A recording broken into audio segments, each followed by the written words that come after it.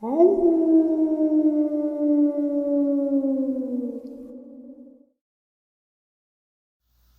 greetings and salutations, everyone. I hope everyone is doing well. Welcome to today's upload.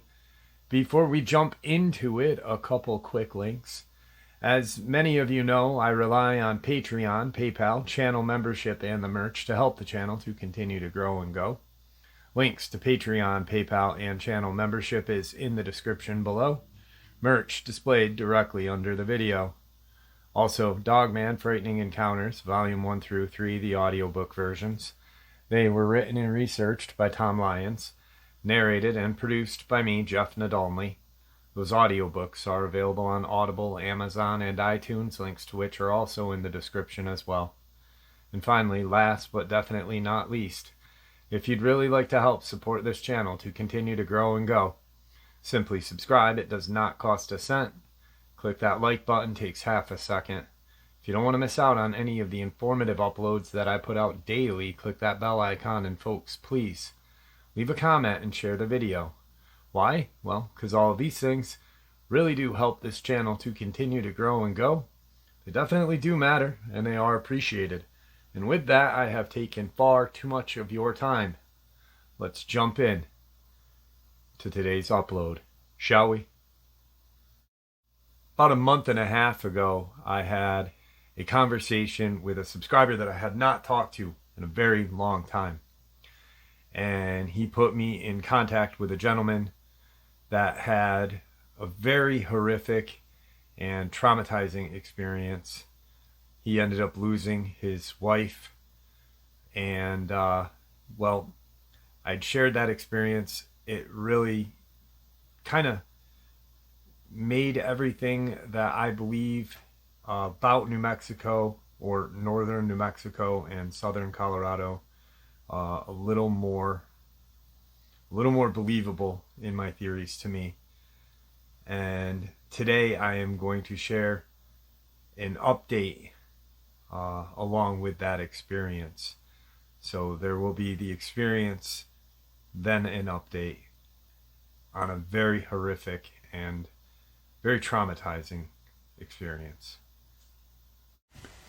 All right, so today's upload is quite disturbing, and I'll get into all of that momentarily. And very tragic, all in all. I received a phone call from a subscriber who I have not talked to in quite some time. Actually, they were a fixture on this channel 4 years ago, 4.5, 5 years ago, somewhere around there. And then one day he just didn't show in the comment section anymore. I didn't want to bother him or, his family. So I kind of just left it alone. I was hoping that he was okay, which he was, thank God. Because the last time I had talked to this gentleman, he had some strange kind of activity going around his home and the area that he lived at. He was an avid mushroom hunter. So he would go out and collect mushrooms, sell them as like kind of a side hustle for extra money. And the last time I'd ever spoke to the guy, some subscribers who have been with me will immediately know who it is once I say this. The last time I spoke to this gentleman, he had said that he was going to go out mushrooming, and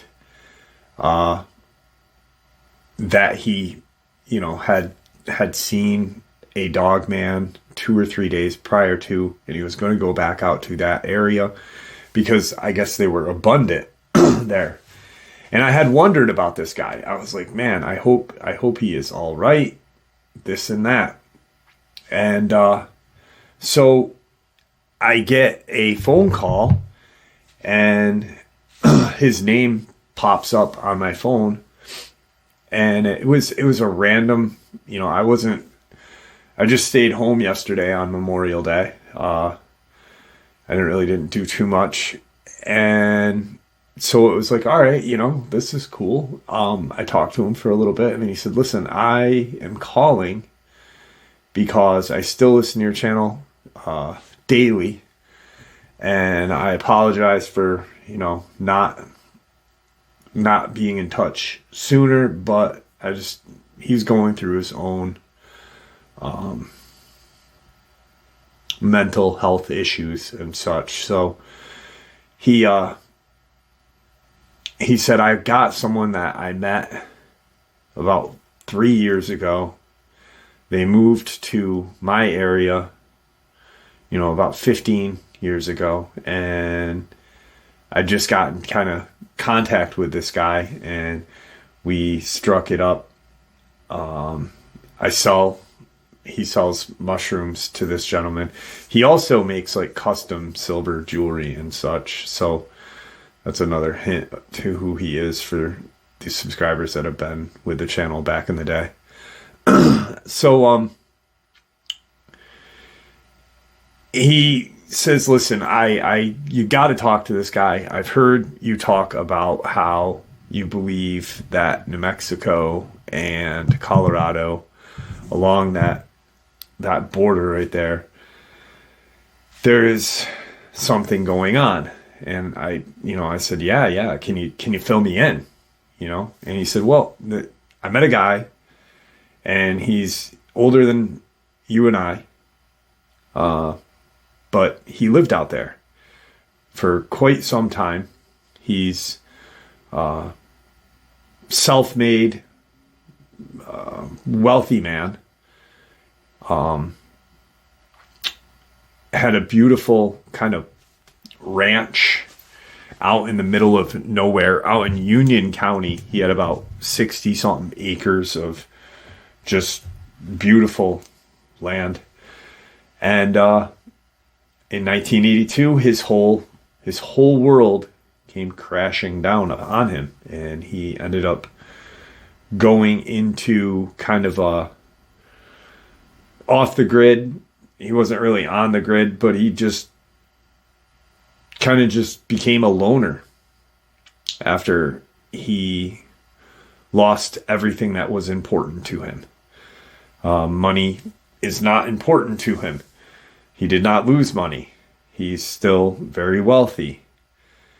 But when you lose loved ones and you know what happened to them, yet the state and federal government will get involved. And also, the case was in the shadows of another mysterious kind of death in 1982 in New Mexico. And apparently, around the time that his whole world came crashing down, a priest had been murdered just outside of Santa Fe. And that that took, precedence to any other kind of death or strange death in the area, because it was, a highly respected priest. So Clarence is the gentleman's name.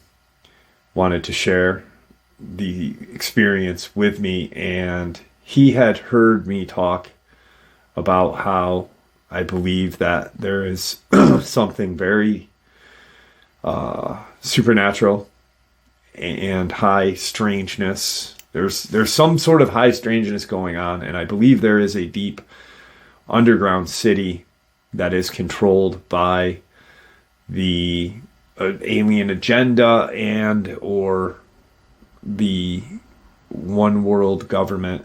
It's hard to say our government, because I don't believe that our government is as, I think what we see on TV and what we read about in the papers and such are just puppets,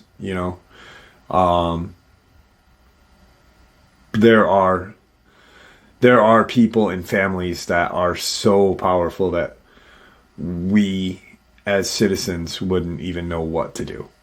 So, but he wanted to talk to me and share some of the things that he had happen on his property back in the early 80s, late 70s, early 80s.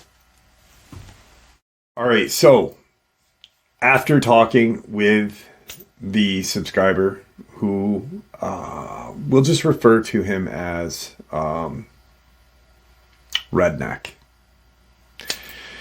After talking with him for quite some time,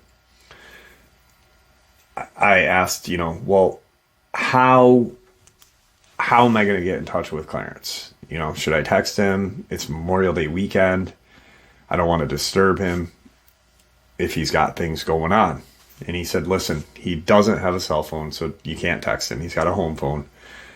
He's got a computer. And he's like, let me fill you in on who he is. So I said, all right. And so he's originally from Texas. His family is very wealthy. Old Texas oil money. And he moved to New Mexico in the early 60s, bought this beautiful chunk of land in Union County, like 60 something acres, and lived there until 1983, about a year after everything happened to him and to the person that he loved as well. And then he just sold his property and left. He pretty much took a huge loss on the property, but what he went through and what his family member went through, I really couldn't blame him. So he does have a computer, and Redneck and him had kind of struck up a friendship because Redneck sells him edible mushrooms, not hallucinogenic mushrooms, edible mushrooms. And he does like custom jewelry, silver work and such. So that's how they had met at like some kind of trade show or craft fair or something like that. And they ended up talking one day, just kind of shooting the shit. And Redneck had brought up the fact that he had seen some weird stuff mushroom hunting. And Clarence said, oh yeah, well, what do you mean weird? And he was very kind of a dick, I guess Redneck said, like, what do you mean weird?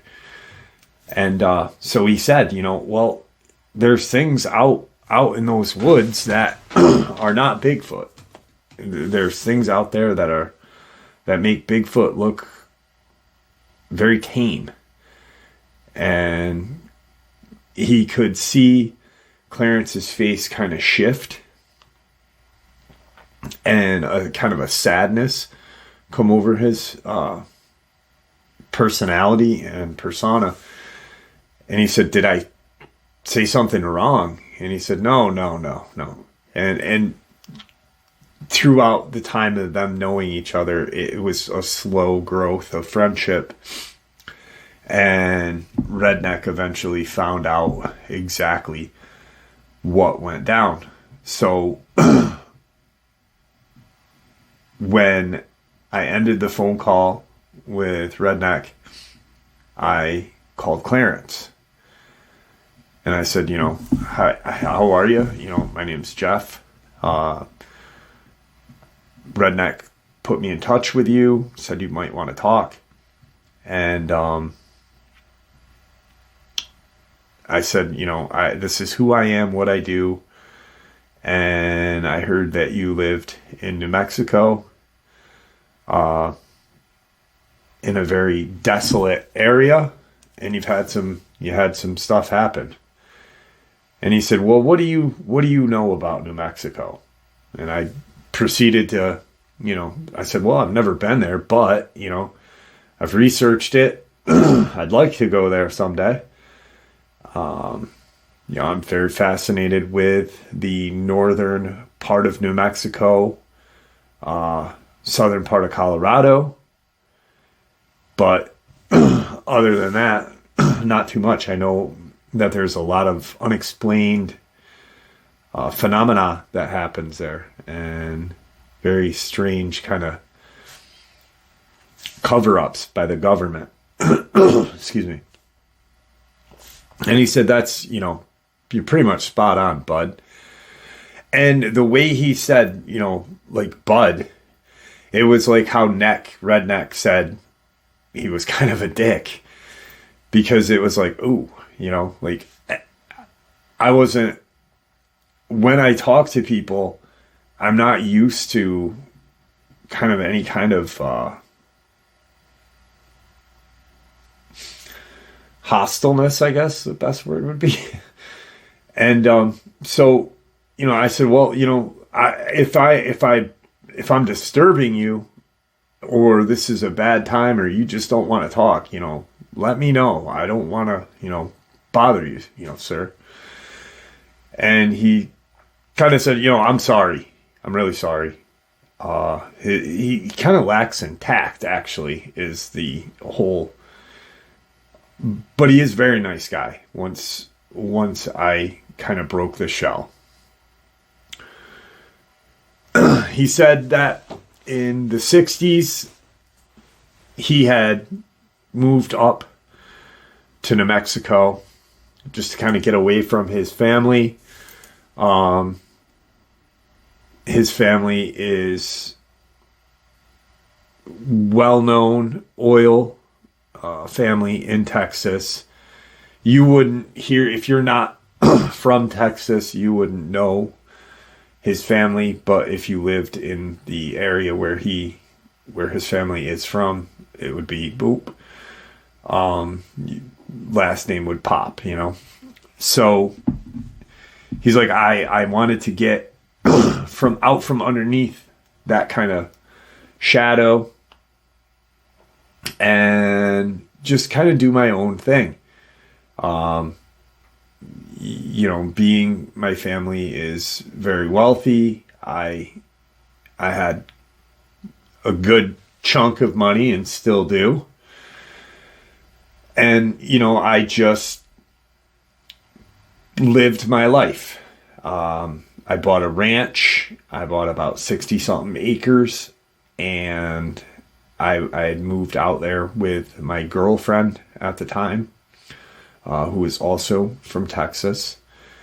They had known each other from high school. And when he moved out to New Mexico, he was in his early mid-20s. He was about 24, 25 years old, as well as his girlfriend. So they just built this kind of beautiful little ranch. They had horses,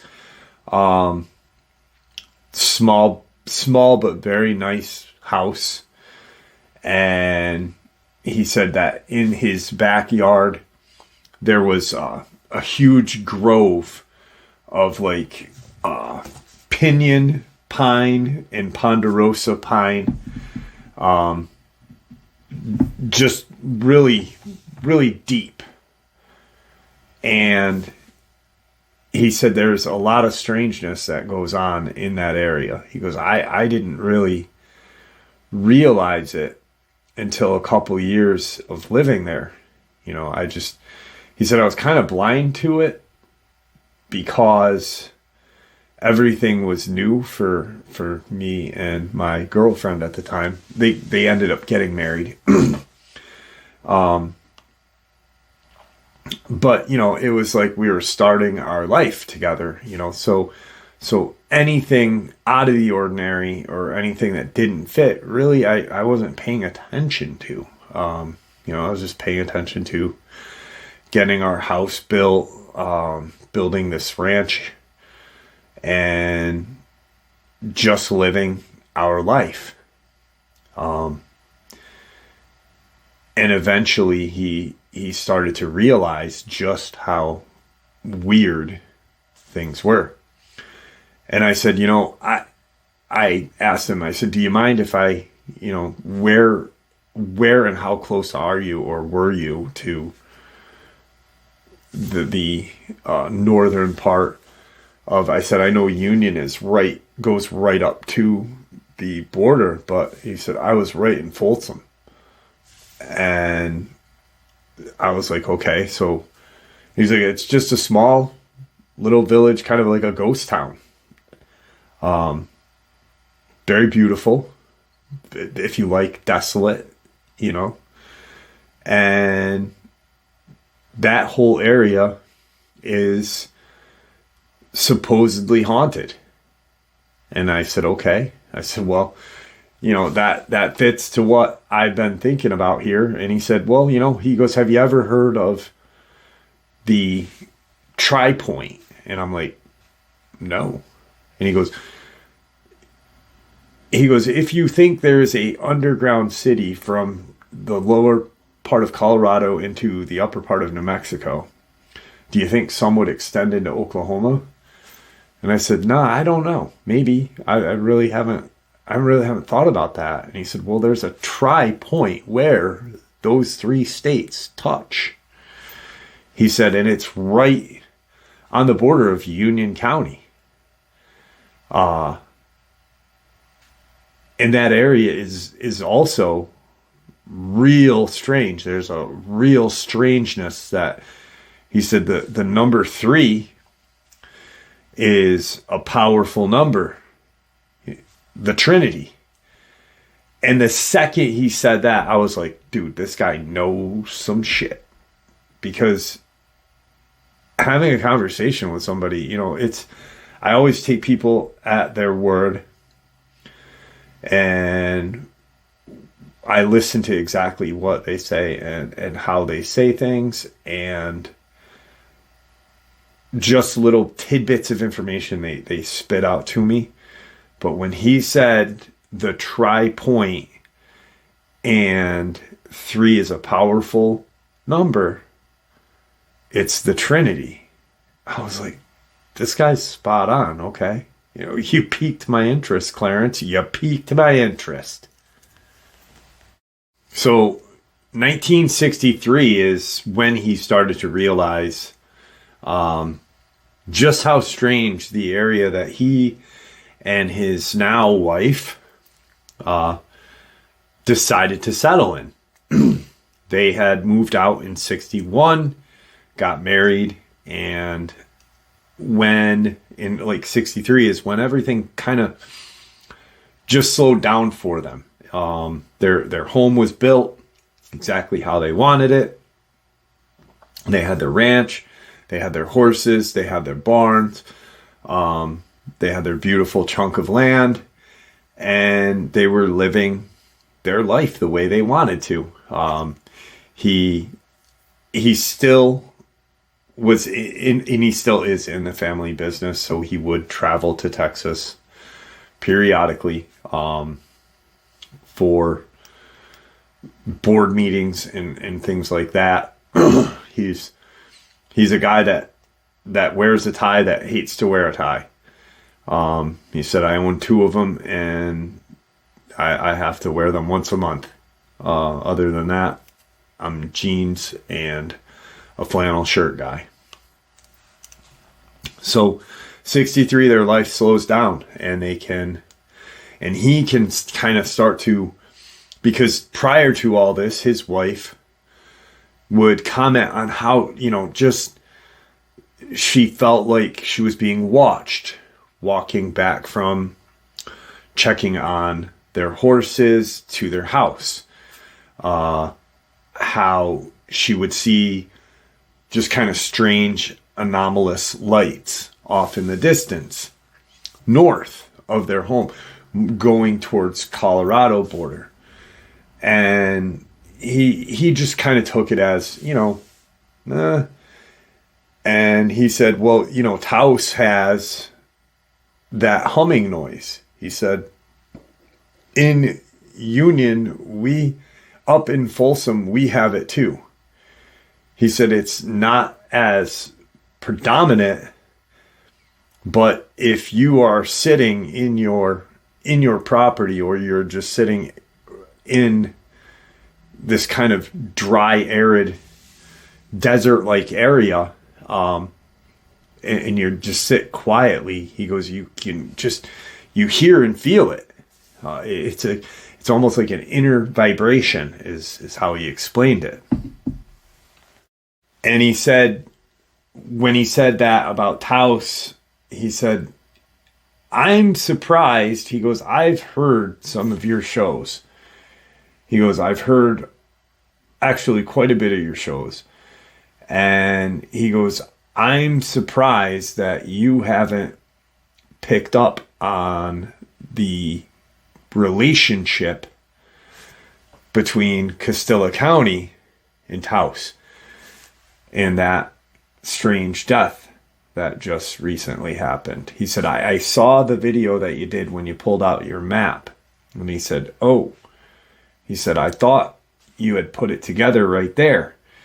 He said, where was she living and where was she attacked? And I said, the Sangre de Cristo area of Castilla County. And he said, what mountain range is in around Taos? And I said, not really sure. And he said, well, look it up. And I did, and it's Sangre de Cristo. And I'm like, holy shit. And he said, you were literally talking about a connection that you didn't even catch on to yet. He goes, there are so many connections in that area that, he said there's Archuleta Mesa in New Mexico. And I said Archuleta in Colorado. Yeah, I picked that up. But he goes, the Castilla County one is, he said, I thought you had it when you had that map out that one day. So his wife starts to point all this out, and he's just, he's like, well, maybe you're not used to being this far out from other people, and she would go with him on his trips back to Texas and stuff. So they were always together, always. So it wasn't the fact that she was lonely or anything, it was just she was more calm than he was during the very first few years. So she was noticing all that. She would notice when it got dead quiet at night, like just dead quiet, all of the sounds would stop. And one night she had came in and she said, listen, Clarence, come outside with me. And he comes out with her, and they sit on their kind of patio, their outside patio area. He's got a fire going out there. He had like an outdoor fireplace. He's got a fire going because it gets chilly out there at night. And they're sitting there, and he can hear the popping of the fire and stuff like that. And she said, do you notice anything? And he said, no. She goes, that there's no animal sounds tonight. And he stops and he listens, and he's like, huh. And he gets up and he goes around the house, kind of between his home and the corrals. And he stands there, and that's when he realizes that it is just absolutely dead silent. And she's with him. And she goes, and over there, she points towards the north, and she goes, and over there, when I'm walking from the horses to the house, she goes, that's where I've seen these weird kind of light, bluish white lights just kind of hanging in above the trees and over into the little mountain area there. There's nothing at that point, but he's like, all right, well, maybe, he said, maybe it's like a helicopter or maybe a plane or maybe that's what you're seeing. And she goes, there's no noise though. She goes, it's always dead silent like this. She goes, watch, let's go back out and back. We'll sit there for a little bit, let's listen to some music. And in about an hour, maybe two, turn the music off. And she goes, and I guarantee the normal sounds will be back. Okay. And they do.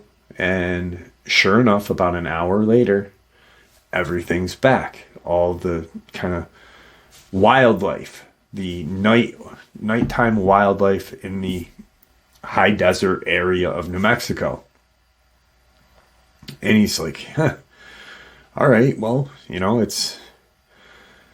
not imagining it.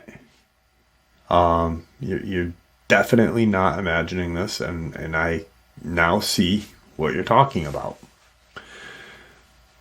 Years go by, years of just little things, they'd see something out of the ordinary. They'd find a couple of dead coyote on their property that were not killed by another predator or died of natural causes. Sometimes they'd walk up and it would be cut almost like it was dissected. The eye sockets would be completely out, like just nothing there. And on like the dissection part, he said it was like the movie, Close Encounters and all those other movies where they were, showing the helicopters and the cauterized wounds and stuff. And he said it was like that. He said there was no blood. But it was just little things throughout the years that they would notice. And as time progressed, they were getting older, now it's coming into the late 70s. And the only big thing that really happened from when he realized that there was some weirdness going on to when everything kind of hit the fan was one night they were pulling into their property and they thought their home was on fire because there was just this huge kind of light set behind their home. And she and he are both, oh my God, our house is on fire. What is going on? And they rush up in their vehicle only to find that their yard or property beyond their home is lit up by this just kind of bright light. And then all of a sudden it lifts off the ground, and it's not a ship. He doesn't see a ship. They don't see, any kind of craft. It's just this kind of light that lifts up off the ground, and it gets really, really bright, and it either just shot rapidly away or it just lit up so bright that it just lit itself into unexistence. It just gone.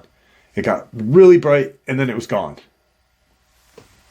Now, they had talked about that for, a while, because it was an unexplained event. They had taken their horses out that way the next day and looked for any kind of singe marks, scorched earth, whatnot. And there was nothing. There was just any kind of evidence that anything was there. But that always stuck with him and her. They would take their horses after all of that, coming into like 77, 78 is when it started to ramp up for them. They would take their horses out towards that tri-point. And one day they were just on a horseback ride. They were quite not right up to it. They were a distance away. And they thought they had seen a pack of coyote. So they just kind of stopped. The horses actually started to act funny. And they stopped to watch a couple of these coyote kind of running. They were running very odd. Nothing about how they ran made any sense to him. She had commented that they were real big to be coyotes. She goes, "Do you think they're wolves?" And he said, "I don't think they're wolves." He goes, "I don't think they're coyote either." He goes, "Look how they're running." He goes, "They're almost running like they want to stand up."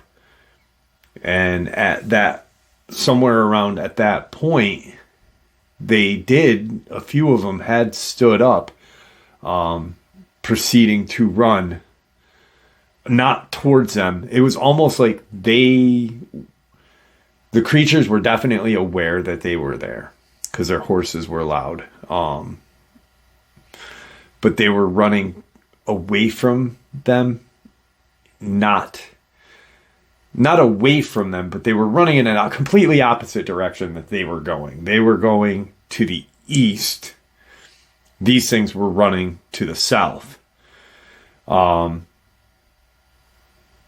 And like I said, obviously the horses, they were spooked as well. So they were loud, with their neighs and such. And he says, he goes, "What in the hell?" He goes, "Do you think that," they both sat there and they were like, "Do you think they were bear?" He's like, a few of them stood up and ran. Yeah, they were hunched. He said, but they weren't using their front legs to run. He goes, and after it stood up, he said, "I don't even think those were legs." He said, "They look more like arms and hands than legs." And his wife was like, "Absolutely agree with you 100%. She goes, she goes, "You've never seen a bear with a tail or that elongated of a snout." She goes, "I don't know what that is." She goes, "What?" And they stayed kind of in that vicinity. They didn't go any further at that point. Went back home. Couple days later, she's like, "Hey, do you think those things are out there still?" She's like, "I'd like to go back out and see if we can, see if there's any tracks of those things that, maybe we can make like a plaster of Paris kind of mold of their tracks just to see how big they were." And his wife was very big into art. She did a lot of artsy stuff.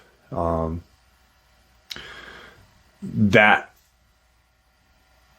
being that she was very artistic, that brought her to a community in Taos.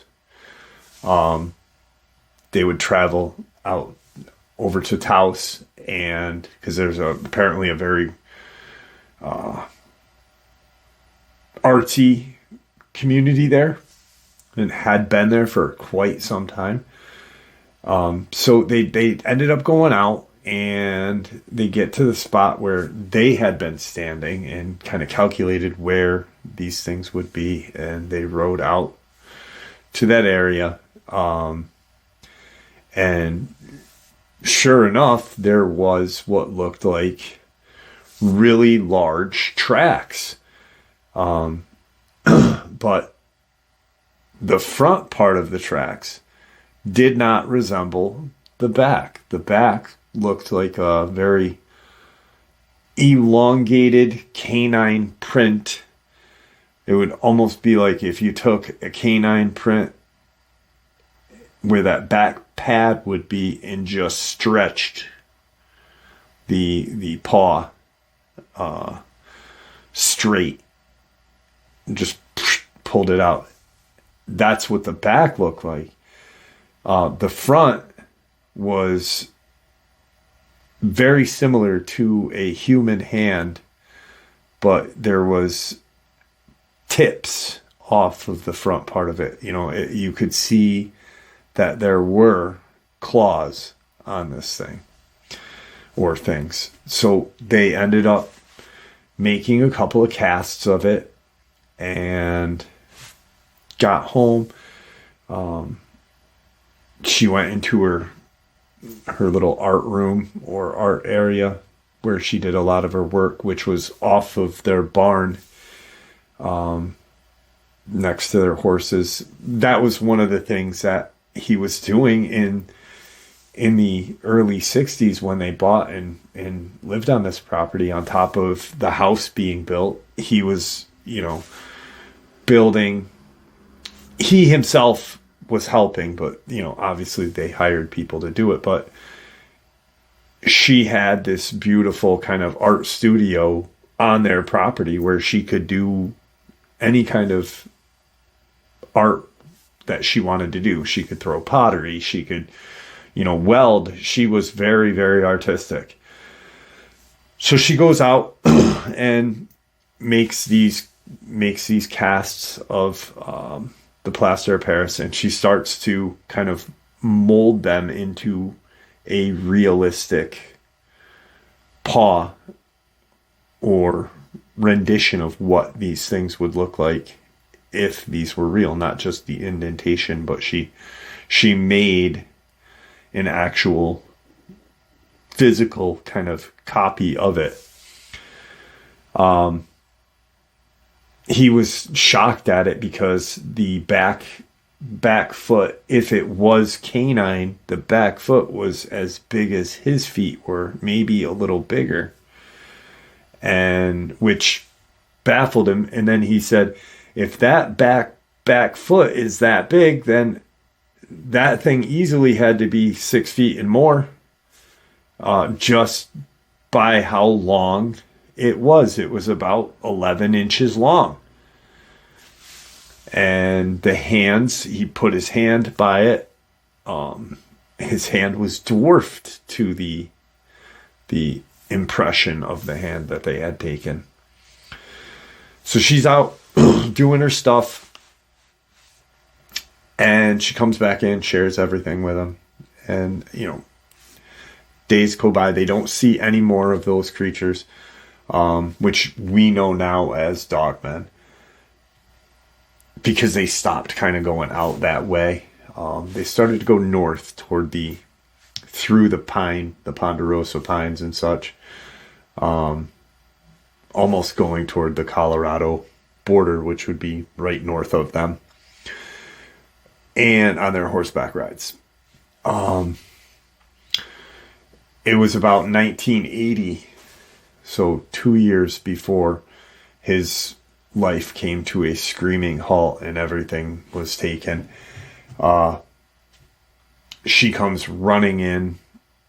She's in her art studio working on whatever, and she comes running in, panic-stricken, pale white, stumbling on all of her words, talking about a human white ghost creature.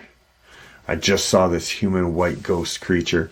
Its eyes were these glowing yellow orbs. It ran off into the pines, and you gotta come look. We gotta, it might be a sick person. I don't know what it is, but we gotta find it. And he looks at her and he's like, what do you mean we gotta find it? He goes, to explain this to me. A white ghost person with glowing yellow eyes. And he goes, and you want to find it? And he will never forget that conversation because of it showed how compassionate she was. Because she thought that it was a human that had been lost and just was abnormal. But it looked so human because she was working in her studio and kind of peeked out her window because she, out of the corner of her eye, she thought she saw something walk by. And when she turned to look, there was this human-like head staring at her. And she could see that the eyes, even though it was lit up in her studio, she could still see these kind of yellowish, white-like eyes staring at her. She immediately ran towards to look, because it looked at her. She saw it, and it took kind of off running. She ran to the window and looked and saw it run into the grove of pine trees out there, ponderosa pines, which are huge, I guess. He says, we're not going looking for this thing, but let me go out with you, or why don't you stay inside? I'm going to go out and look around, because that's not, what you saw was not a person hurt or sick or what. That was, I don't know what that was, but, that was not something good. He goes out and he goes around. The horses are all worked up. He checks on them. They're fine. His wife's studio door is open. He shuts it, turns the lights off, shuts it. And thinking she left it open because she ran out so quickly. As he's walking around the barn in the corralled area, he checks on the horses. They're fine. They're just really worked up. He looks into these beautiful pines behind their home, and he sees this kind of very dull colored bluish light. And it seemed to be pulsating. Like it was like almost like a heart would beat, it was bright, low, bright, low, bright, low, and not very big. He's got a rifle with him. And he's standing there trying to figure out what he's looking at. As he's looking at it, he's closer to the barn studio area. But he can see the home. And he's staring at this light. It's got his sole attention. And he hears this kind of thump. This really loud, almost like someone's throwing themselves against the door to the studio, and this just god-awful scream noise, and another kind of thump. He looks at the door, and he's like, what the hell? And he hears that scream again, and he runs back to their house. Opens the door, shuts the door, locks it. And he said, Did you shut your studio door? When she said, I shut the door. I didn't turn the lights off though. And he said, when I got out there, the lights were on, but the door was wide open. Horses were, having a fit out there, but they're okay. But I just saw this weird light. And as I'm looking at it, trying to figure out what this light is, this hideous scream comes from your studio, and the door just gets slammed twice. And she's now like, oh my God, that's where the horses, whatever is in there could get to our horses. And she starts to go toward the door, and he stops her. He's like, listen, you can't, did you not just hear what I said? He said, I'll wait a couple minutes and then I'll go check it. Okay. But you need to stay in the house. I don't want anything happening to you. And hesitantly, she doesn't go out. She wanted to. She was very mad at him for, he goes and checks, and the door is right off its hinges. Like, it blew apart. Horses are fine. Horses are still raising hell in there. But the door is just splintered. You know, like whatever was in there kept hitting it and hitting that door so hard that instead of the lock area or the lock side of the door, the hinge side blew, you know, it kept hitting it and it blew the hinges right off the door. From that on, many other weird things started happening. They actually had talked about moving back to Texas, because whatever is going on here, it's almost like it doesn't want us on our own property. You know, we saw that very huge light. We've seen coyotes. We've seen whatever else, those huge creatures out towards the tri-point, whatever that thing was. You know, maybe we should move. And she's on board for a little while, and everything just, they had gone back home to Texas, and they were there for a couple days. They had hired a guy to come out and check on the horses. They specifically said, you know, do not go at night, come in at the daytime and, you know, check on them. If there's any issues, you know, call us at this number. We'll contact you immediately. Just, you know, don't put yourself in danger, pretty much. And they start to decide, you know, maybe it is time we go, you know. He hates the thought of leaving everything that they had worked so hard for, you know, that they started in their 20s. Now they're in their 40s, some 20 years later. And they decide that it's time to move. Well, they come back home, and the gentleman who had been watching their horses had commented and said, you know, listen, the horses are fine, but I saw some stuff out here during the day. He goes, I listened to exactly what you said, you know, don't come at night.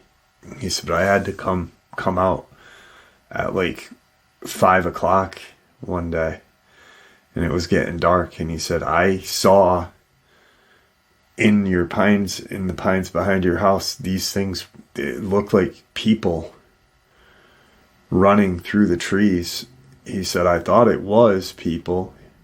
He said, I almost went up there and said, you know, this is private property.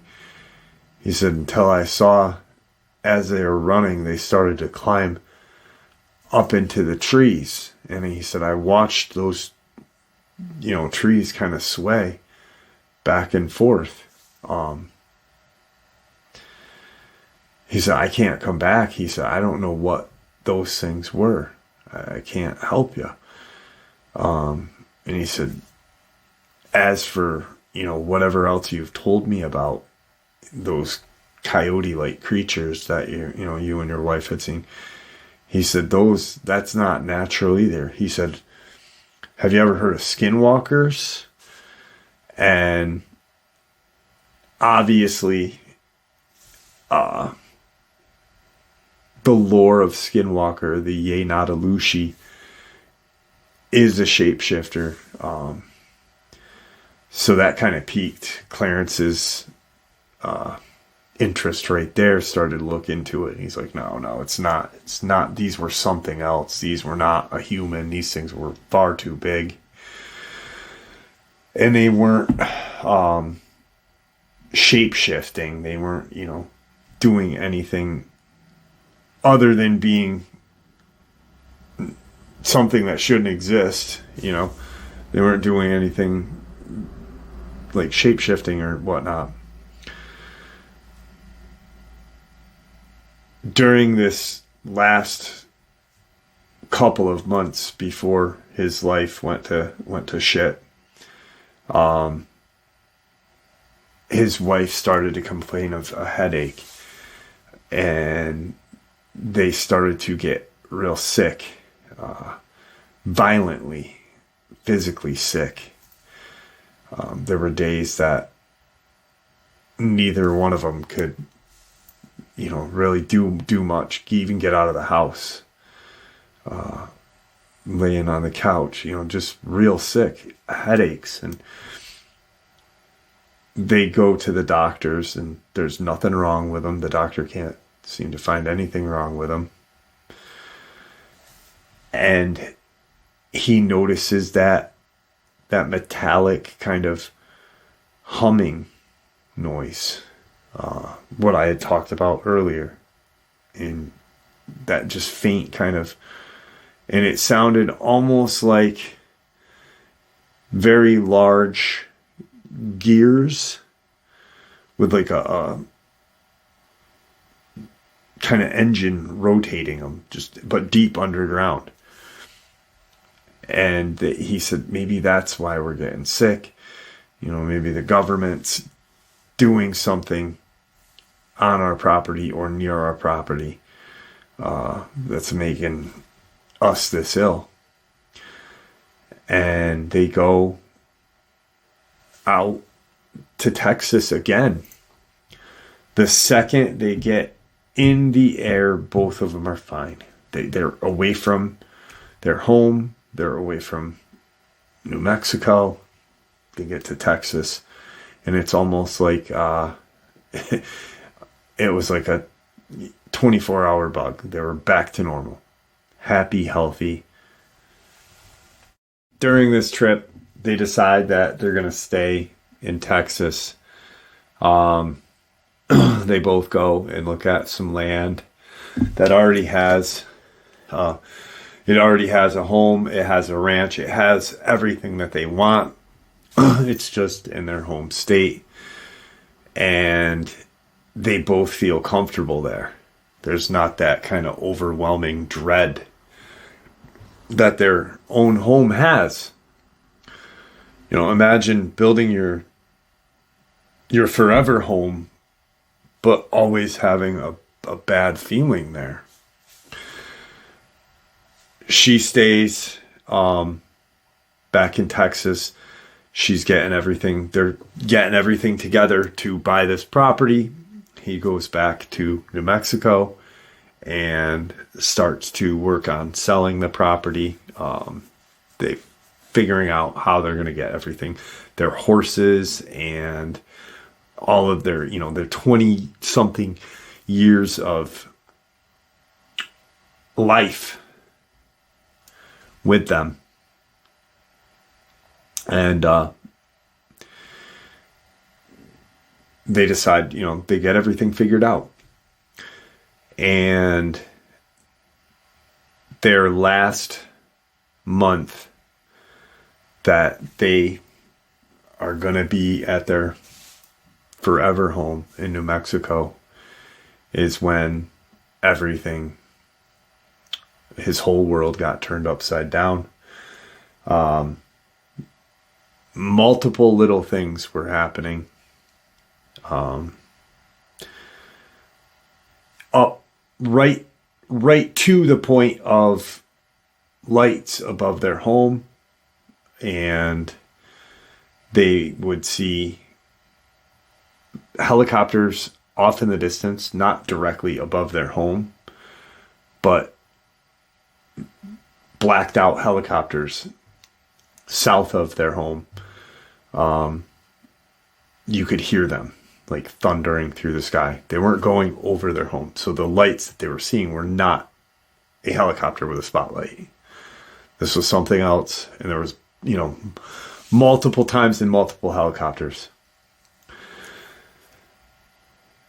She comes back. They're there. They are excited about their move. This last month is it, they're going to get everything fixed and sorted. If they can't sell the property right away, they got a realtor to sell everything, let's just get everything back home to Texas, to this beautiful ranch they bought. She's in her studio, packing her studio up, and the horses had already been transported back to Texas. So this is like the tail end of their stay. Their life is moving. And he's inside, and he hears this just god-awful scream. And he's in the back part of their house. But he hears it. It's so loud, and he immediately knows that it's his wife. And he just dead sprint starts running through his house. Opens the door, gets off his porch, they had a beautiful porch, goes down the stairs, and he hits right the ground. He's on the ground. He's screaming his wife's name. And he's running towards their barn and her studio.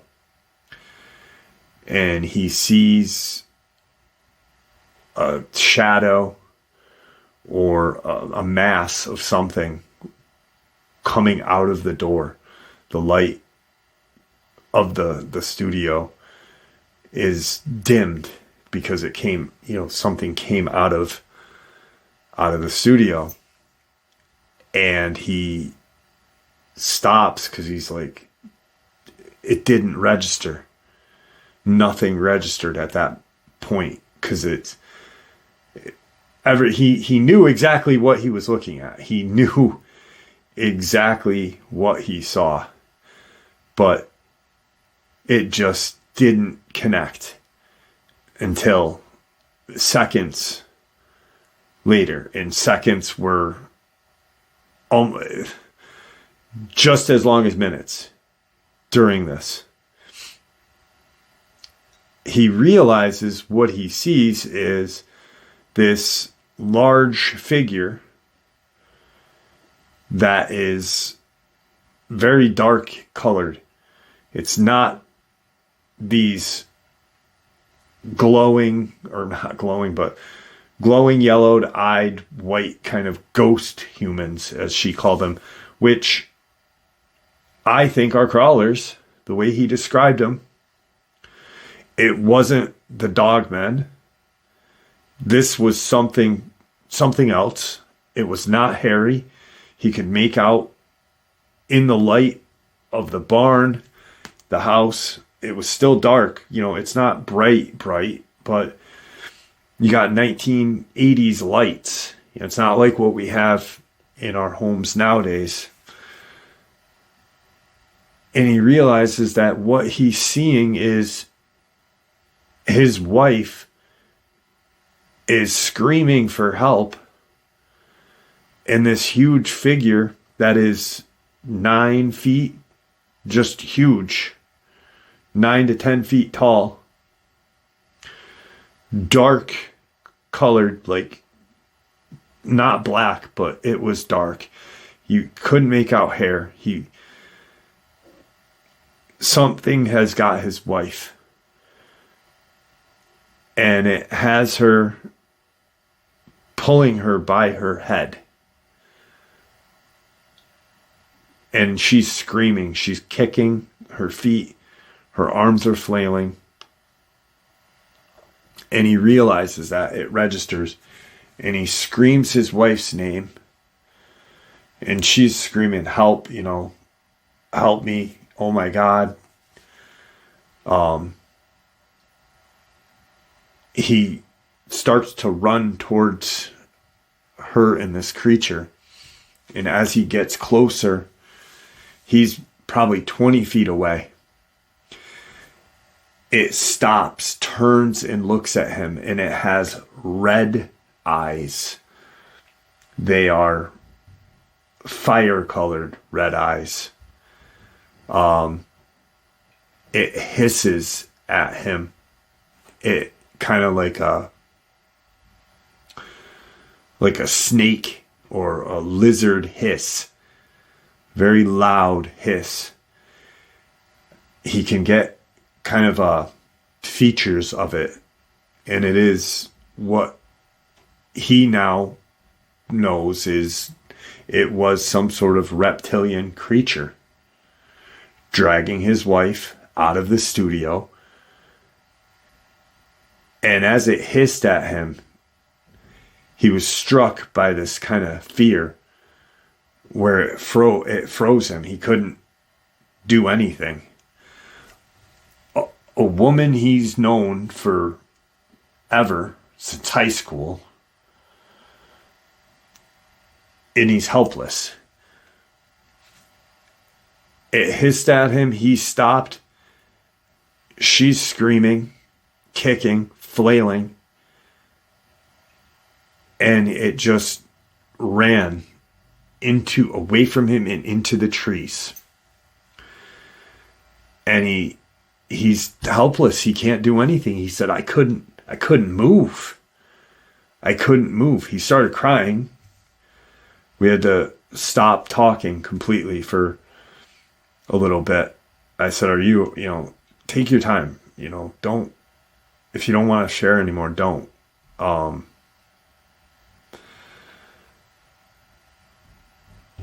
As it got away from the area where he was at,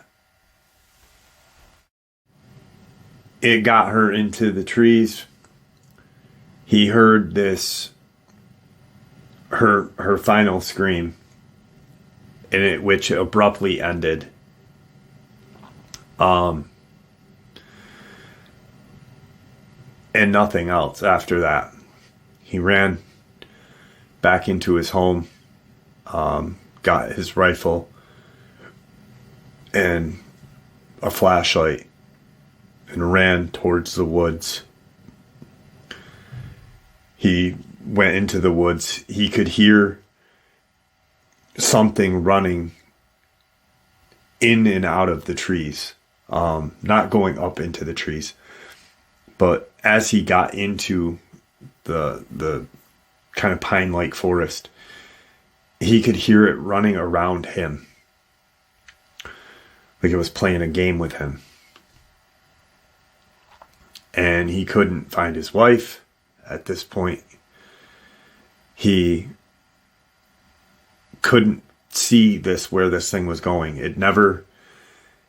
It seemed like it almost got right up to him, to where he would turn around and then he'd hear it over here, So it was playing with him, like terrorizing him. He ran out of the woods back to his home and contacted law enforcement. It took law enforcement almost 2 hours to get to his house. By then he had gone back out there a couple more times. Daybreak hit, and what he and the New Mexico State Police had found was his wife's decapitated body, not the head.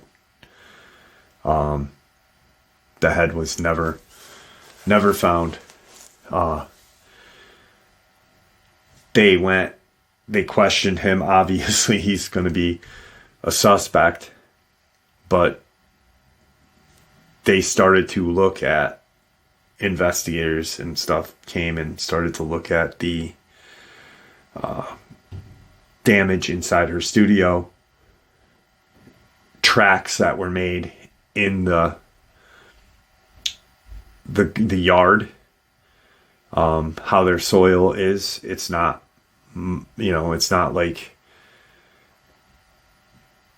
it's desert.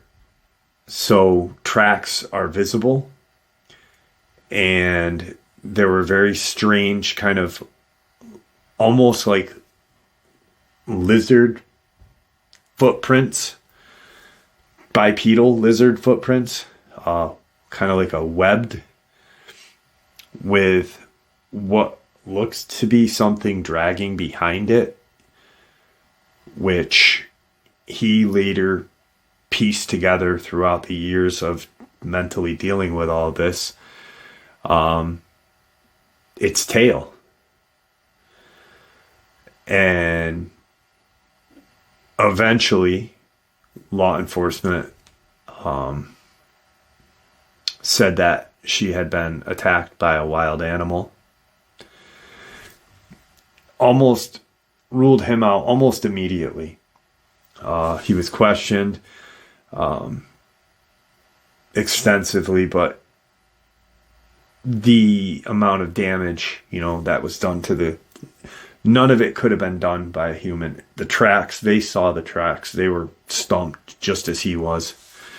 Then the body, it was not like the coyote were cauterized, and almost like a clean cut. This was forcefully torn apart. Clearly a human couldn't do that. Just, and he owns this property in New Mexico. He owns property in Texas. Their home. They're now forever ever home where they planned on, living out the rest of their lives. He had to stay in New Mexico until the investigation was done and everything else. And eventually, because in 1982, close to Santa Fe region, there was a father or a priest who was murdered. That took precedence over his wife's mysterious death. And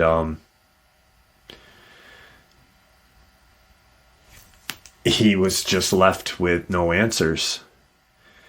He packed up the rest of his stuff, her stuff, brought it back to their home in Texas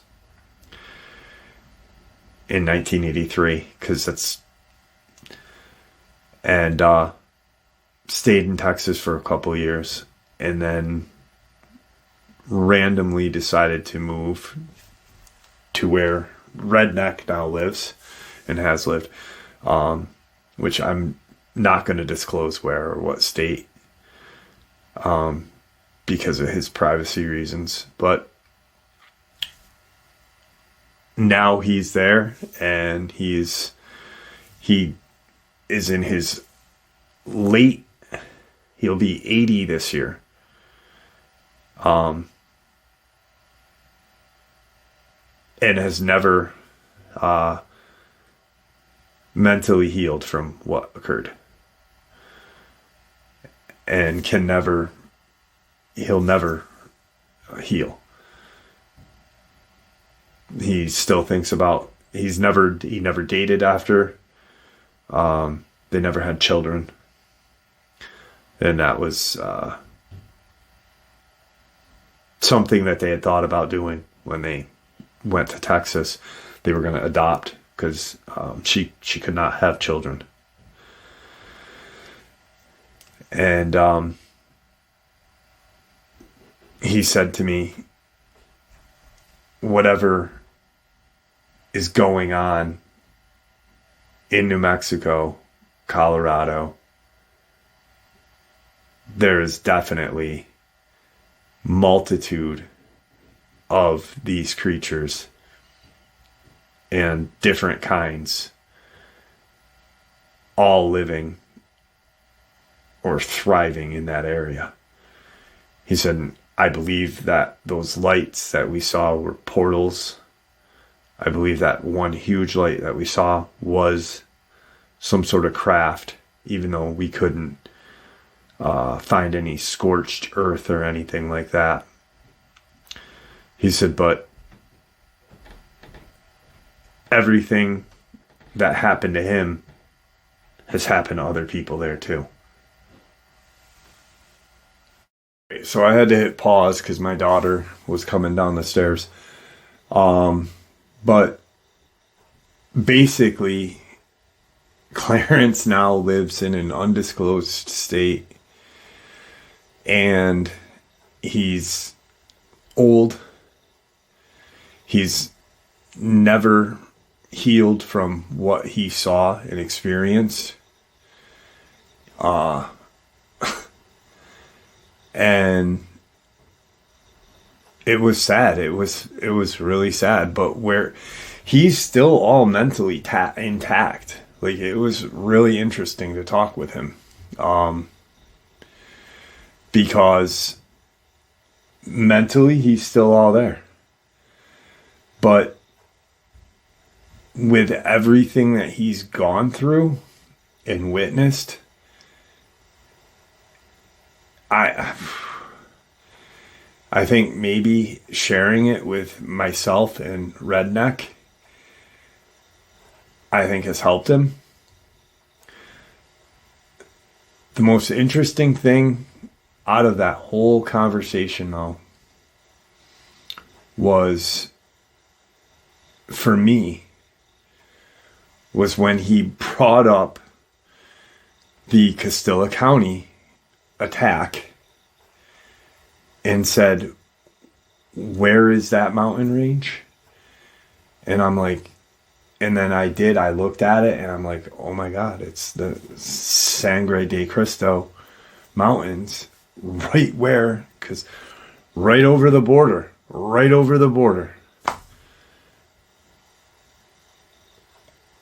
And then he's like, I thought you were going to make the connection. He's like, I was yelling at my computer screen saying, make the connection, kid. But, you know, it's definitely a tragic case, tragic events all throughout. And to have crawlers, which we already know there are a multitude of areas of these things living in New Mexico and Colorado. Dogman, he only saw them that one time. But that last creature, that last to take his wife like that is just terrible. Like, why did it target her? Why didn't it target both of them? And then, ironically enough, and strangely enough, and he said that he had heard me say this once in one of the videos. New Mexico is one of the few states where death certificates are not public information. Like New York State, a multitude of other states, they are public, public info. But New Mexico, they're not. There's a reason for that, because of the amount of all of the strange shit that goes down here. Well, not here, but there. And then to have his wife's case just covered up or shadowed by a murder investigation on a priest is tragic as well. You know, it's tragic that a priest had gotten murdered, but both are, you know, both really had a lot of, in my eyes, precedence in that area. You know, I don't know. Tragic case, man. Tragic case, and a really cool old guy that I got to meet. Absolutely just traumatizing. I could never imagine building a life and having it all taken and torn apart like that. Here is some updated information, just as mind-boggling. A couple days ago, I had an opportunity to speak with a subscriber that I have not spoken to in a couple years. And when this person reached out to me, one, I was super excited because like I said, I have not heard from them in years. Last I heard, they were having Dogman sightings and experiences in their area, and they are a mushroom hunter or gatherer, and they were going out looking for mushrooms that last day that I spoke to the person.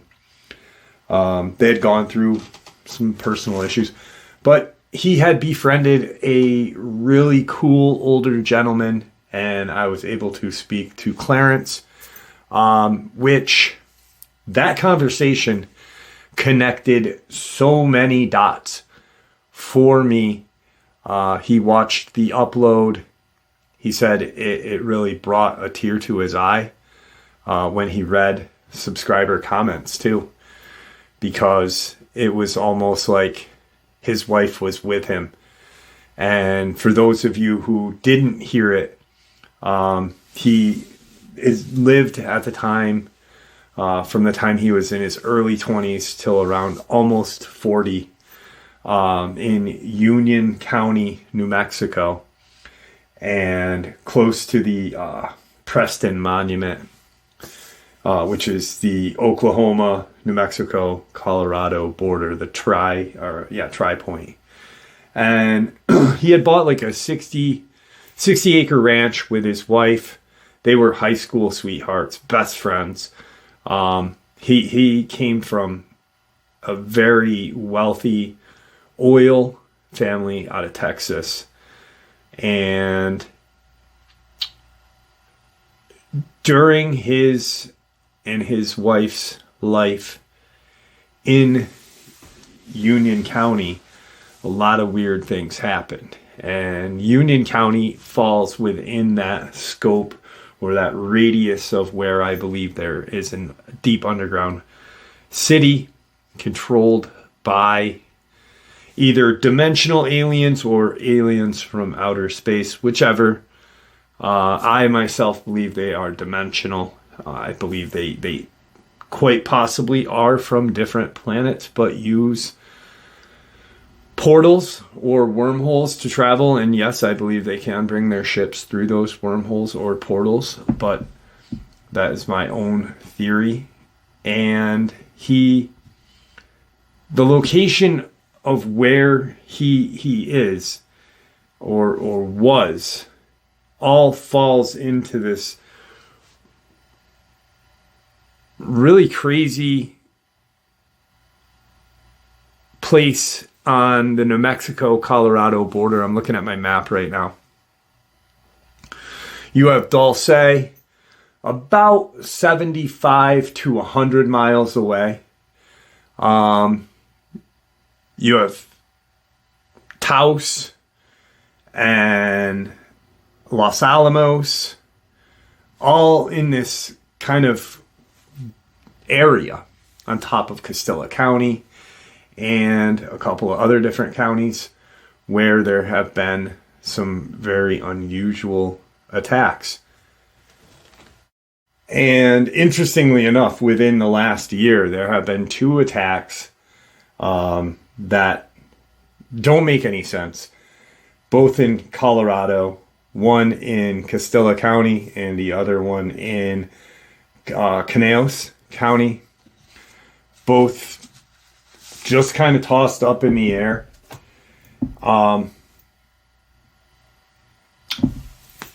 And what he said to me, and I'm going to get into some more information that he wanted to share, because I talked to him last night, and it was pretty heart-wrenching to talk to an 80-year-old man who has stuffed these emotions away, and he has seen things that,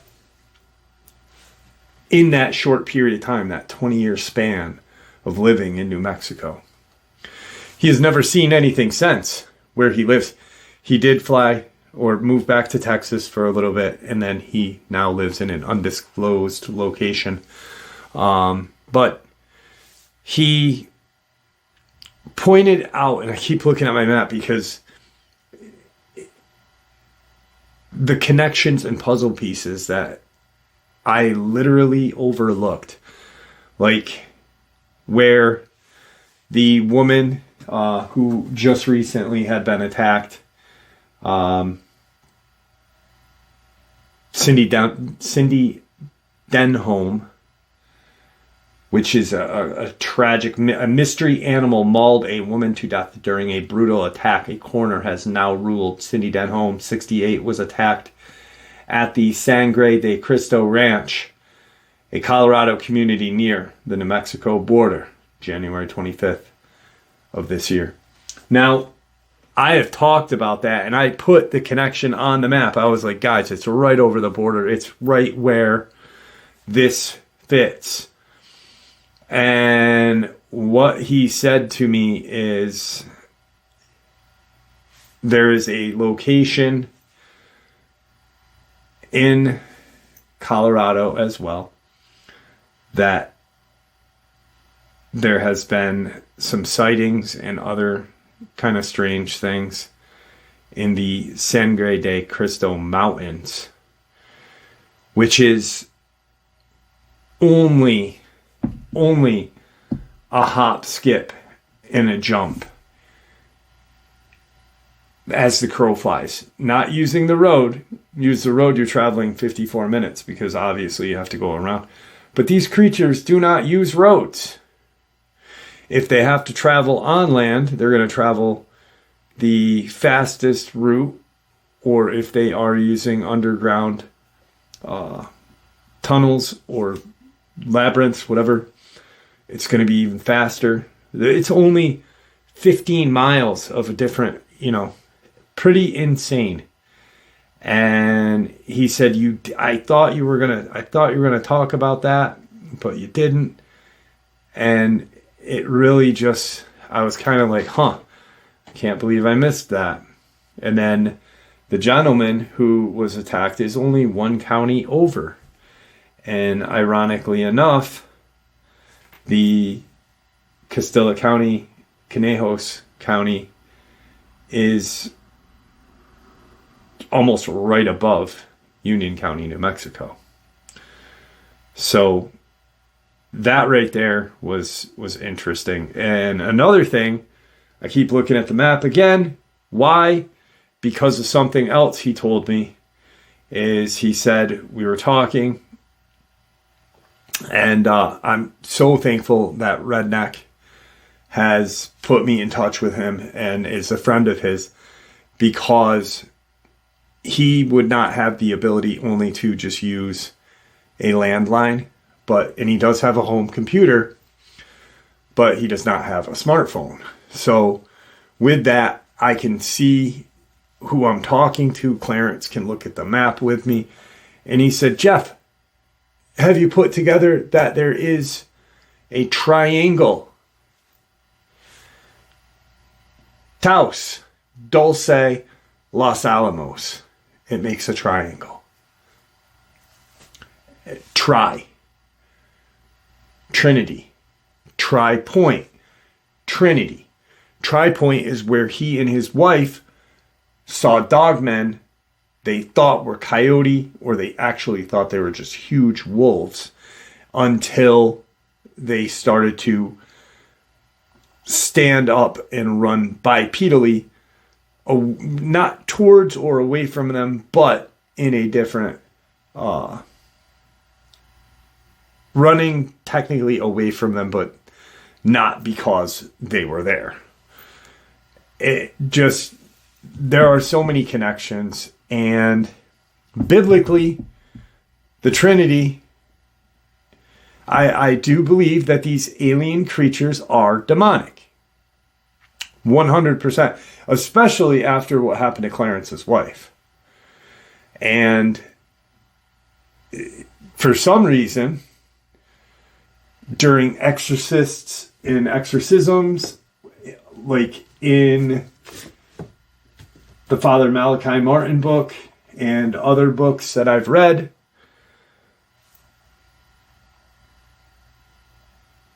these demons enjoy to mock the Trinity and to mock God, Jesus, the Holy Spirit. So it only makes sense that these interesting kind of correlations, reptilians to these tri-points and triangles make sense to me. Maybe I'm off, but I don't know. I myself, in my own theories, don't believe I am. So Clarence wanted to share a little bit more. He had left some things out, and he also wanted to clear up one or two things. All right, so first thing is talking quickly about tri-point. When he and his wife were horseback riding, and if you hadn't seen the video, I do encourage you guys to check it out. It's the title is it attacked and killed my wife in New Mexico. But he and his wife had a beautiful 60-acre little ranch, horses. They built this place together, and it was everything that they wanted. A little barn, beautiful little house, a corral, and horses. And they would take their horses out and go riding. He would go to Texas periodically.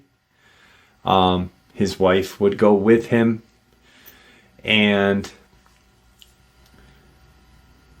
the day they were going towards the Tri-Point Monument, the Preston Monument, is when they saw the Dogman.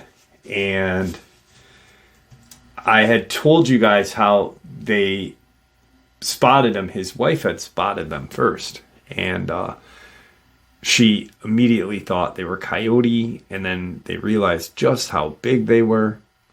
But interestingly enough, there was 3 of them. There was 3 dogmen running kind of south as they were going east. Just there are no coincidences in this field of study. In cryptozoology, it is a pseudoscience, and I truly believe the bizarre and high strangeness is a science as well that needs to be researched. And there are a lot of great people out there right now that are researching it. But there were 3 of them. Now, if you think about something, I was talking with him, and he brought up an interesting fact of when people have spotted these dogman prints or other cryptid prints, yes, some look like elongated, kind of canine-like tracks, and this and that, or huge barefoot tracks. But there's those ones that have the 3 toes.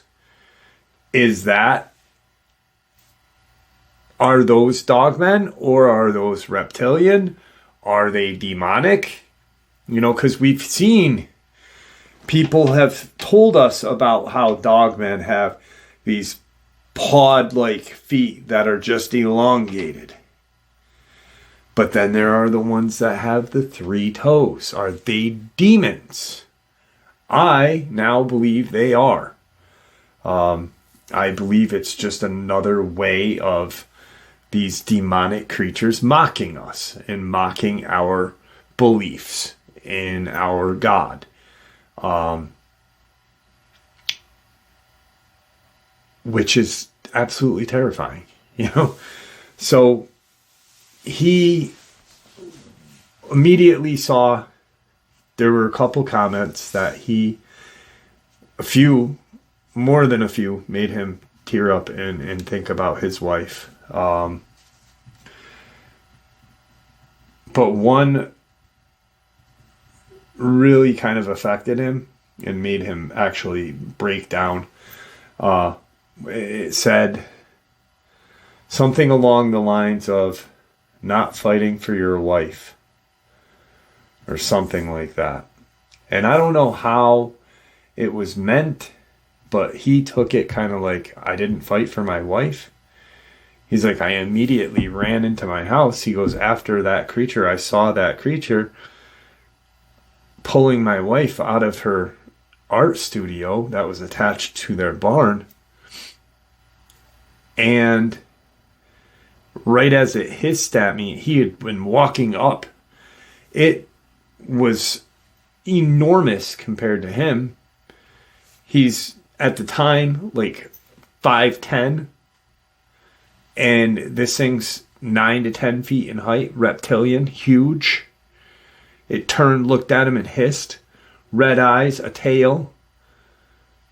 He was walking towards it until it hissed, and he realized he was not any good to his wife if he did not get that rifle, which he did, and then immediately ran into the woods, called the police, and ran into the woods looking for this thing and his wife, and later found his wife decapitated, and they never found her head, ever. And, I said, listen, however it was meant, I right away knew, and anybody that heard that experience knew that you loved your wife, you guys were pretty much joined at the hip. You guys, when you left for work to go to Texas on board meetings and stuff, she would go with you. She always accompanied you. She was never left alone. Anytime, anything happened, you were always there for her. You created this beautiful ranch with her, an art studio for her. So there really is no reason to feel the way you did. And I don't believe they meant it in any way. I think maybe they meant it. I'm not fighting for my wife. I don't know.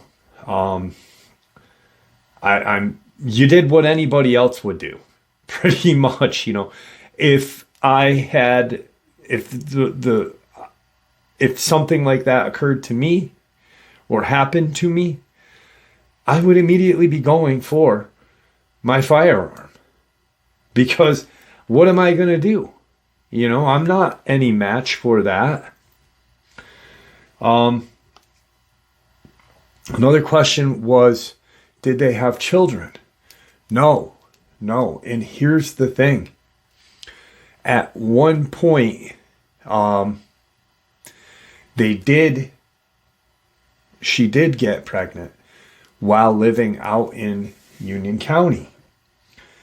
And while pregnant was when they saw that huge kind of light with no scorched earth behind their home as they were pulling up.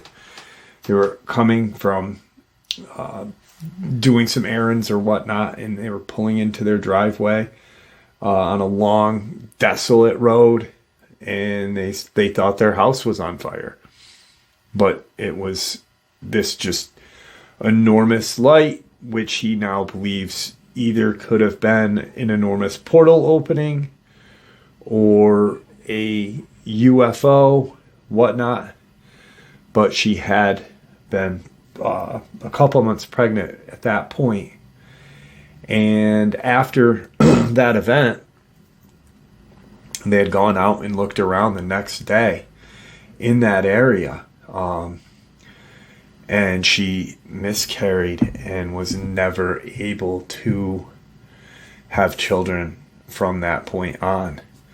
So he believes that whatever kind of powers or energy was in that area was so evil and demonic that it took their ability of having children and bringing in a life of God into this world. So those were the two questions that really stuck out for him. Other than that, he really just felt like his wife was with him after reading a lot of the comments, because it was just so powerful. Also, he had never heard anyone share his experience. There had been one night that they had gone horseback riding, and they had gone south of their ranch. They had planned on getting home a lot earlier than when they did, but they ended up having to ride at night, almost about an hour at night. Thank God he had brought a flashlight, but we're talking, late 70s flashlights, so they weren't that great, and they had it on. He had it on. He always had his rifle with him, and I said, what did you have? What was your rifle of choice? And he said, well, a Henry 4570 Government, of course. What else would it be? So all right, buddy, you got me there, and I agree. What else would it be? I mean, that's right there is enough bang for the buck, and that is definitely security. So, but they had been horseback riding on their way home. They had found this kind of pocket of water, and spent far too much time sitting there. And on their way home, the sky was this beautiful, pinkish, purplish color. But in front of them, towards their home, was almost like a huge storm was brewing. And when it stopped, when that purplish pink color eventually turned into night, is when they started to see all of these eyes in the distance, these whitish, kind of yellowish eyes. And he said that the sounds that these things were making did not seem like it should be coming from any known animal in the United States. He said it was almost like, and it felt like, and he had spoken to his wife after this, the night when they got home, and he had brought it up to her, and she said, I was thinking the same thing. He said it seemed like we were not in New Mexico, in that high desert area, but almost in kind of like the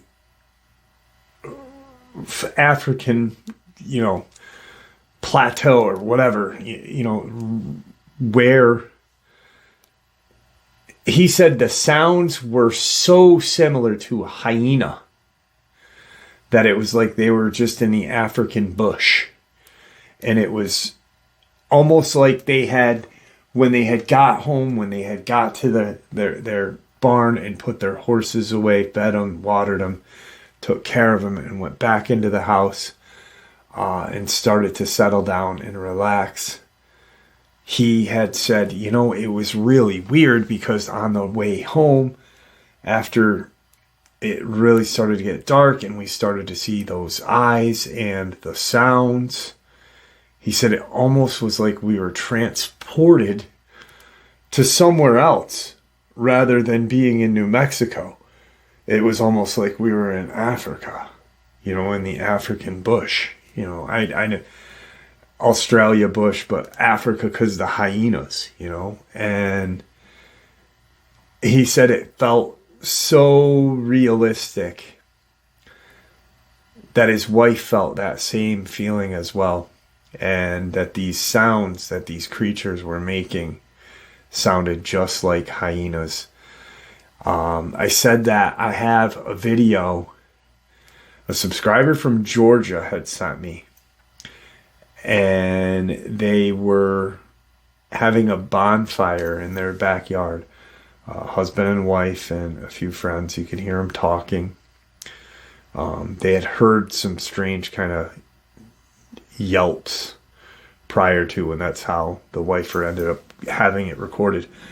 But what it sounded like was not like any animal in Georgia. It didn't sound like they were in like the deep woods of Georgia. It sounded just like they were in some kind of tropical jungle. The sounds that were coming out of those woods was like they didn't belong in the United States. And the night that creature had attacked his wife, he wanted to talk a little bit more about what had happened. So when he had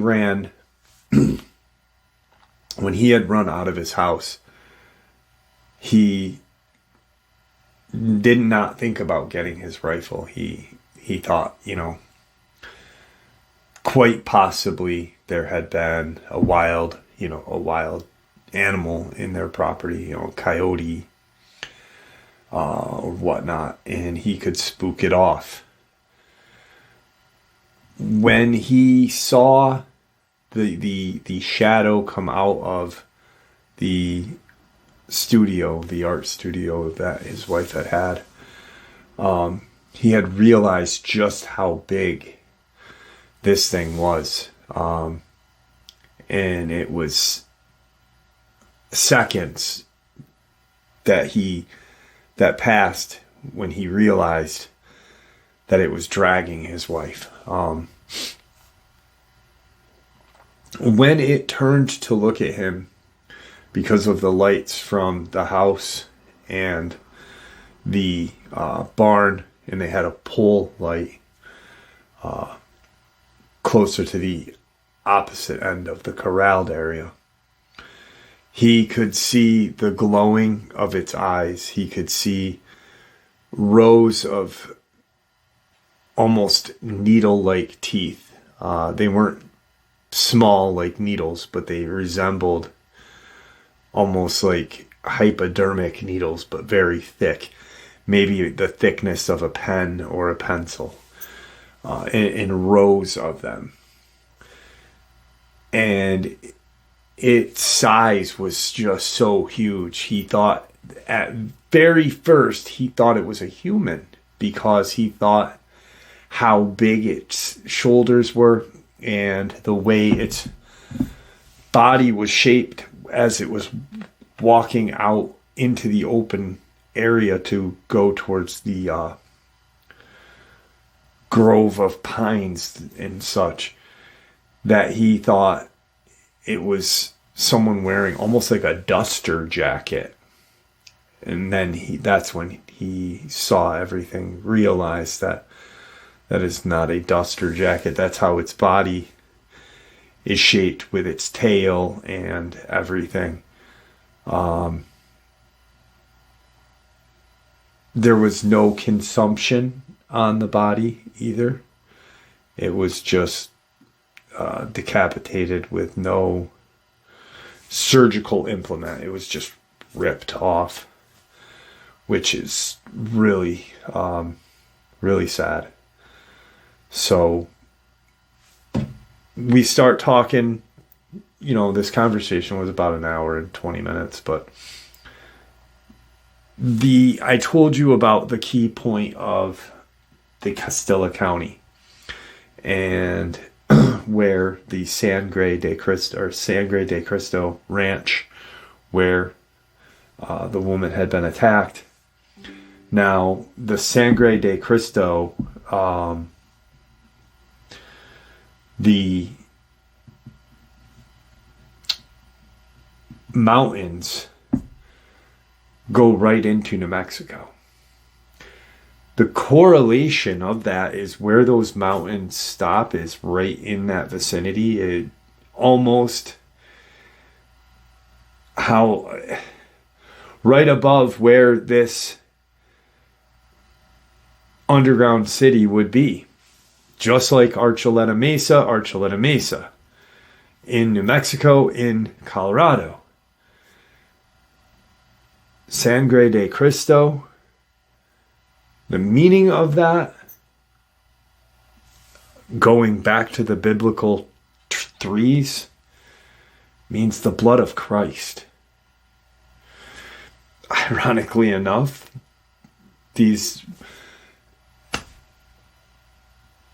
the correlation and coincidences are not just something, to you can look over. You can't look and hear about this and not think, or I can't at least.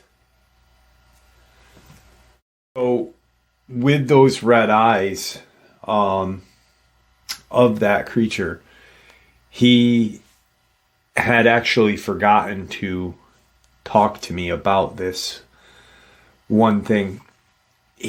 When he saw those eyes, he was brought back to a night that, like I said, his wife was very artistic and she threw pottery, welded, whatever. She was very painted, very artistic person. So they would go to Taos. There's an artistic community there. And they met friends through that community and such. They had been coming home one night. And this is like 15 years. They had been living there maybe 5-6 years. So 15 years prior to him losing his wife the night. And they are driving up into their property. They had a barn, but they did not have a garage. So they would park their vehicles. He would park his truck over by the barn, pretty close to where her entrance to the studio would be. And she would park her vehicle right close to their front porch. They had been in his truck that day, and they're pulling in. And he remembered the eyes because 15 years ago, he had seen those eyes before. They pull into their driveway, and he's getting ready to turn in and park. And just opposite, or at the end of where the barn and her studio is, you can see part of their corral for their horses. And they pull in, turn the lights off, turn the truck off, and see these two red glowing eyes staring at them off in the distance. And at first he was trying to figure out what they're looking at, because they hadn't seen anything. They've had weird and strange things happen, but nothing to this extreme. This is prior to their horseback ride, and prior to that big ball of light. And he's thinking, maybe it's my back lights, my brake lights of my truck reflecting on something. So he pushes his brakes in and takes his foot off the brake, and they don't disappear. They're still staring straight at them. And he's got no firearm with him. He gets out of the truck and walks around the truck and lets his wife out.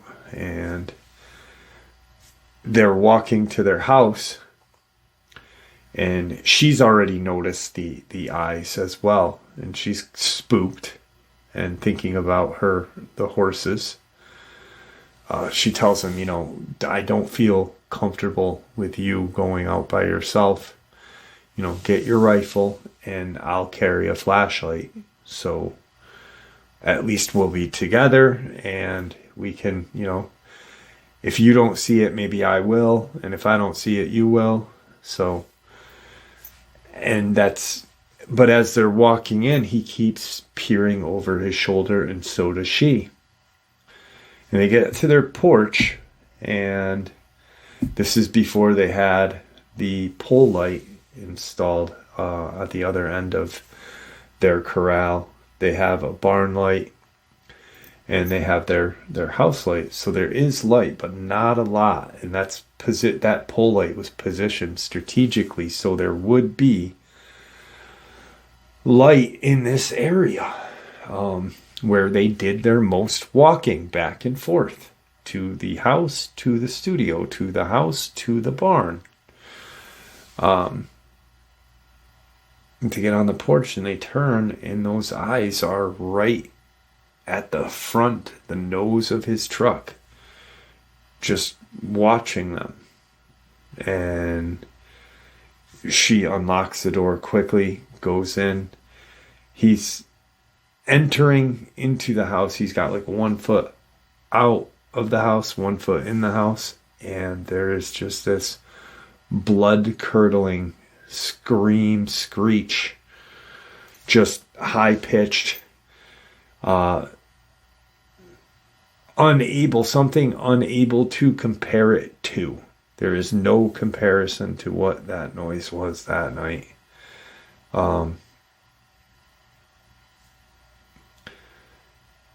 He turns to look, and the eyes are, his wife runs into his den, comes back out with his rifle and hands it to him. He turns to take a shot. He raises his rifle, and he's got his bead right on it. And within seconds, those eyes are gone. There's no bright light. There's nothing. The eyes are gone. He and his wife walk up to where they were last seen and shine the flashlight on the ground, and there is nothing there. There's no tracks. There's absolutely no sign of, anything being there. But that was when he saw that creature that night with those eyes, he was immediately brought back to that night. And that's when he knew he had to get his rifle and figure out how to get his wife from the grasps of that creature. So it's a tragic, tragic story. And Clarence is just a super nice guy. Actually, since I met him, I've been praying for him and praying for his health. And hopefully he hears this and knows how much I appreciate talking with him. So thank you, Clarence. With all that information Clarence shared with us, and I just thought of this too. This is crazy. Clarence was talking about bringing up the Trinity and such with me, with the tri-point, the 3 dogmen, and the 3 pinpoints of Dulce, Taos, and Los Alamos. Bing, bing, make the triangle. The 3 toed creatures. But when I was talking about his lights and where in correlation they would be to each other, makes a triangle. 3 lights.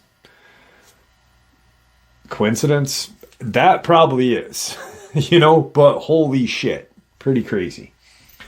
But the Native Americans within all of those regions, and I think another reason why I'm not surprised about Robert and his son JR having that, where JR had that experience in Silver City or in the Gila forest with the crawlers attacking that Dogman.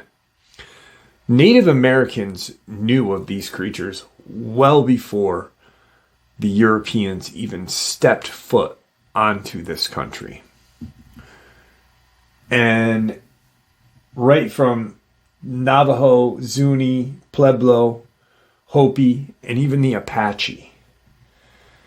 So in the American Southwest, there is evidence of what appears to be modern-day descriptions of a reptilian alien race. The majestic mesas and rugged mountains of the American Southwest are home to many native people, including the Navajo, the Zuni, Pueblo, Hopi, and Apache. These tribes have many different beliefs, but their creation myths all share something quite remarkable.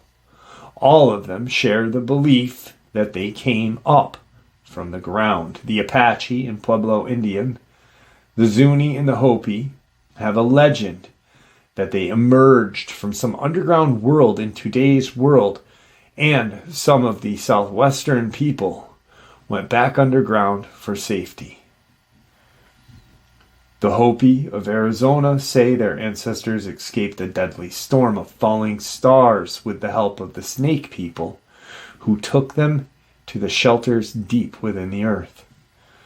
Today, we know of other Hopi legend that speak of ant people who protected them from storms of fire and ice. The Hopi survived cataclysms by living in this underground world with those people for a certain period of time, and then eventually they emerged from the underground world back into the surface. Today, the shamans and the elders of the Native Americans will tell you that before these people were able to emerge out of planet Earth, they were brought here by the star people, these star gods, which, according to them in their beliefs, arrived from outer space.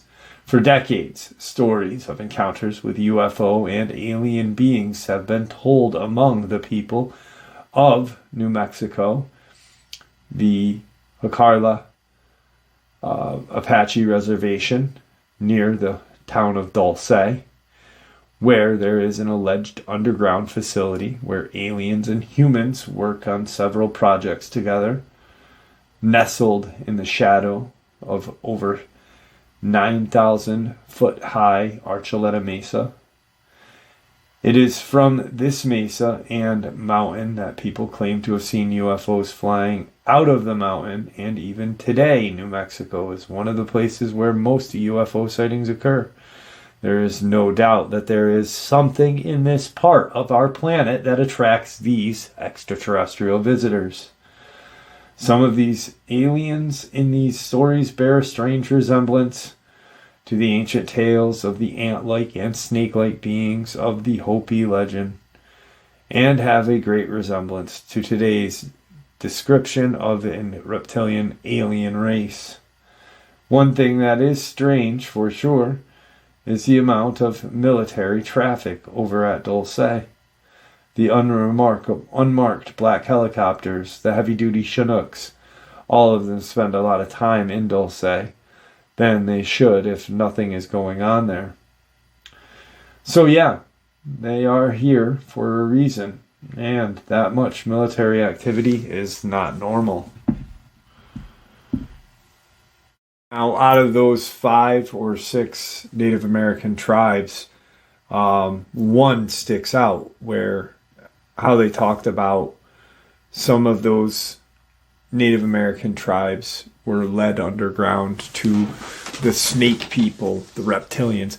Now, the ant people, and they don't look like insects. They're another term of reptilian because they live underground, because they have tunnels underground, cities underground. That's why they are called the ant people. Now, one race or one nation of Pueblo would be the Anasazi. And they did disappear. The whole race of ancient Pueblo disappeared underground. Why do they build up now or back then is, I believe, to stay away from underground. I believe that they were being hunted. So let's build up instead of, and we can take our ladders up with us, and these things can't get us while we're up high.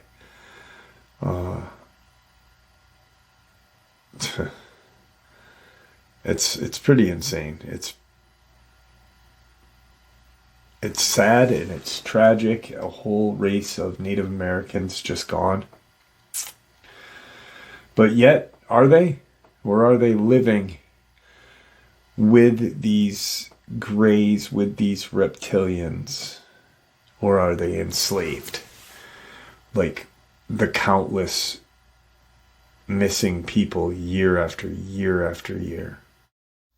And there you have it, folks. I hope you all enjoyed today's upload as much as I enjoyed sharing it with you. Just an absolutely horrific experience.